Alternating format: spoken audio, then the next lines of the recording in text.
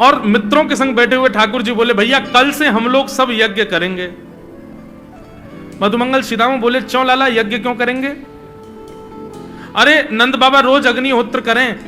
मैंने उनसे पूछी अग्निहोत्र करवे ते कहा हुए, तो नंद बाबा बोले अग्निहोत्र करवे ते मन चाही वस्तु प्राप्त हो जाए, अग्निदेव प्रदान करें। ठाकुर जी के सब सखा बोले लाला तू काहे को करेगो अग्निहोत्र? बोले अग्निहोत्र करेंगे, अग्निदेव को प्रसन्न करके कहेंगे हमारी सुंदर सी बहू आ जाए, बस हमारा ब्याह हो जाए। अग्निदेव की प्रतीक्षा कर, अग्निदेव को प्रतिष्ठान करेंगे। सब श्रीदामा मधुमंगल 3.5 वर्ष के ठाकुर जी, सोचो 3.5 वर्ष के ठाकुर जी, सखा कितने बड़े बड़े होंगे। नेक्स्ट से सबरे सखा बैठ गए, सूखे पत्ता इकट्ठे करके अग्नि प्रज्वलित कर ली, सूखे पत्ता को चूरो बना के आपस में बांट लियो। ठाकुर जी आचार्य बन के बैठ गए और बोले सुनो मैं मंत्र बोलूंगा और जैसे ही कहूं स्वाहा सबरे डालियो, और नेक भी यदि तुमने चूक करी ना, नेक भी मैंने स्वाहा बोली और तुमने नहीं डालो तो फिर मोते मत कहियो, यदि तुम्हारी पत्नी कांडी आ जाए, एक हाथ लूली आ जाए, लंगड़ी आ जाए तो समय पर स्वाहा करना पड़ेगा। सब ग्वाल बाल बोले जो कहेगो लाला सो करेंगे, तू करवा। ठाकुर जी ओम नम नम स्वाहा, सब स्वाहा सब एक संग डालते। ए सीधामा तू देरी ते डाले, देख लियो लंगड़ी आ जाएगी तेरी बहू, अग्निदेव को प्रसन्न करो। इस प्रकार ठाकुर जी सब ग्वाल बालों के संग खेलते हैं। ग्वाल बाल बोले लाला यज्ञ तो है गयो, अब ब्राह्मणन को भोजन के काजे बुलाओ, यज्ञ के बाद ब्राह्मण भोज होना चाहिए। सोई ठाकुर जी अपने सब ग्वाल बालों की उंगली पकड़ करके पूरे गोकुल में जाते हैं, ब्राह्मणों के घर जाकर के कहते हैं आज नंद भवन में बढ़िया उत्सव भयो है, बढ़िया यज्ञ भयो है, भोजन के काजे शाम को आपको परिवार सहित आनो है। सबन को निमंत्रण दिया मैं। अब महाराज नंद भवन से जब निमंत्रण आता है तो ब्राह्मण लोग ब्राह्मणी से कहते हैं कि आज चूल्हा मत जलाना। क्यों? अरे नंद भवन में भोजन की सूचना मिलती है तो 3 दिन से भूखे रहते हैं ब्राह्मण। क्यों? इतना खवाएंगे नंद बाबा, इतना खवाएंगी यशोदा मैया कि पेट भर जाएगा, 2 दिन तक भूख भी ना लगेगी, इतना भोजन करना पड़े। ए ब्राह्मणी चूल्हा मत जलाई और सुन नमक को पानी और दे दे। नमक को पानी पी पी करके भूख बढ़ाते हैं अपनी। बोले शाम को जाएंगे और बढ़िया चकाचक महाराज 56 भोग पाएंगे। शाम का समय हुआ, सैकड़ों हजारों ब्राह्मण आकर के नंद भवन के बाहर खड़े हो गए। यशोदा मैया ने अटारी से जैसे ही देखा इतने सारे ब्राह्मण, यशोदा मैया उतर करके आई, बोली आओ भगवान पधारो, सबन को जय श्री कृष्ण, सबन को प्रणाम। जे बताओ आज मेरे द्वार पर आप सबन को एक साथ आने को कारण कहा है?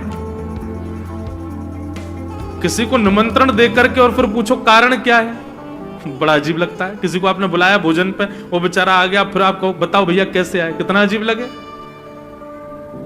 ब्राह्मण बोले मैया तुम हमसे पूछ रही हो या बात है? अरे सवेरे तो भूखे प्यासे बैठे हैं, जल्दी भोजन पवाओ। आपके यहाँ यज्ञ भयो, यज्ञ की पूर्ण आहुति की प्रसादी पावे आए हैं, और कई क्यों आए हैं? यशोदा मैया बोली कौन सा यज्ञ, कब भयो यज्ञ, कौन सी पूर्ण आहुति? ऐसा कछु ना भयो हमारे यहाँ, आप लोगों को कोई गलत जानकारी मिली है, कौन ने कही आपसे?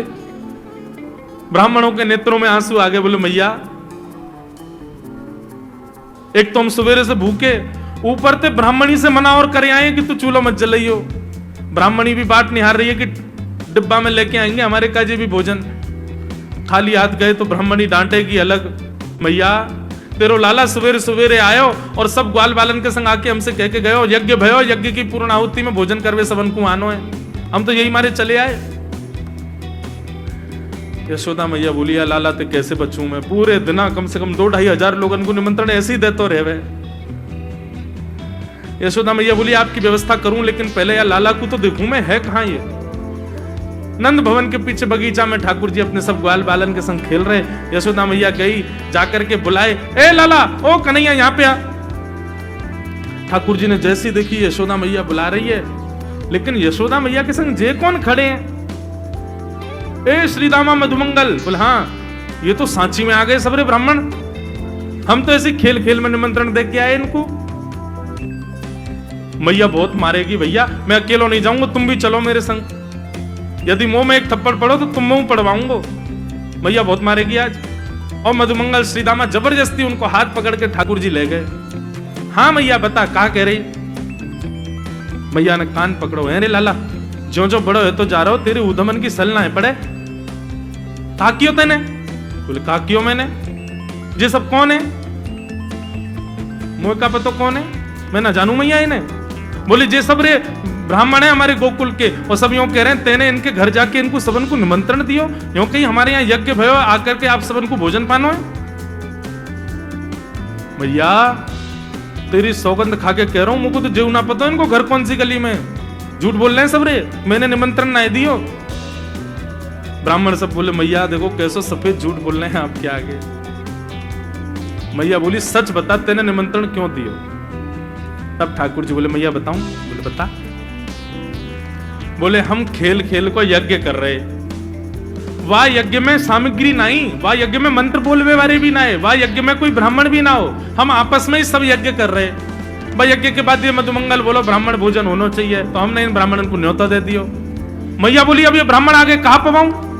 बोले मैया देख सीधी बात है, यहां में ज्यादा चिंता करने की कोई बात ही ना है। जब बिना मंत्र के, बिना ब्राह्मणन के, बिना यज्ञ सामग्री के हमारो यज्ञ है सके, तो ऐसे ये भी खाली खाली दोना लेके बोलते हैं हाँ भाई रसगुल्ला बहुत बढ़िया बनो है, ये देखो ओ हो मोहन थार तो बहुत ही बढ़िया बनी है, सब्जी तो पूरी कितनी बढ़िया लग रही है। खाली पत्तल लगा दे, खाली दोना लगा दे, और भाव से ये लोग भी पालेंगे है क्यों भोजन, भाव को यज्ञ भाव को भोजन।